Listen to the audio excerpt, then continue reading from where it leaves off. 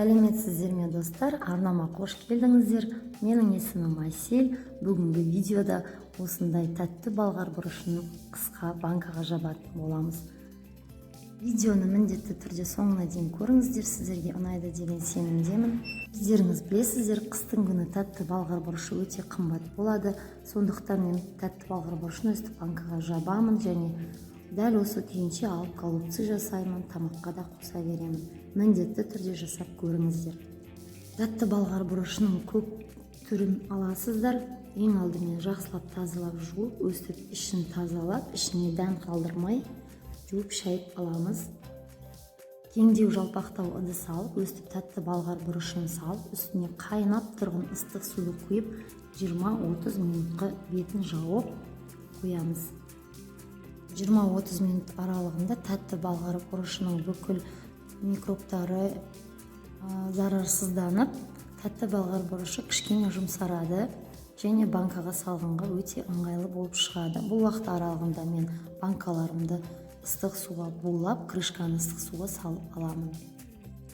Белгілі бір уақыт аралығы өткеннен кейін өстіп балғар бұрыштарын жеке-жеке суынан сырғытып сүзіп аламын. Сіздер суын жалпы төгіп жіберсеңіздер де болады.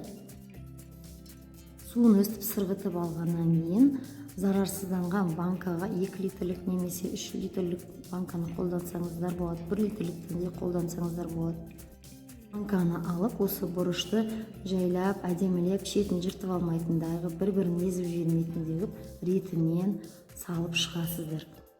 Барлық бұрышты банкаға өстіп толтырып салып болғаннан кейін үстіне қайнап тұрған ыстық суды құйып, жаңағы банка жапқышпен банканы жақсылап бұрап, ары-бері айналдырып, су тамып-танбай тұрғанын тексеріп шығамыз.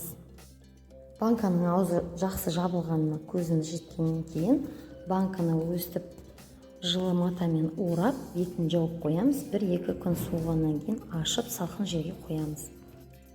Бұндай тәтті балғар бұрышын мен жылда банкаға жауып, қыста балаларыма голубцы, яғни тәтті балғар бұрышын басқа да тағамдарға дәмдеуіш ретінде қосамын. Видео сіздерге міндетті түрде ұнады деп ойлаймын, және бұл тәтті балғар бұрышын банкаға жабу өте көп уақытты да алмайды. Міндетті түрде каналға тіркеліп, лайк басып, түсінбеген сұрақтарыңызды комментарий бөлімінде жазыңыздар, міндетті түрде жауап беремін.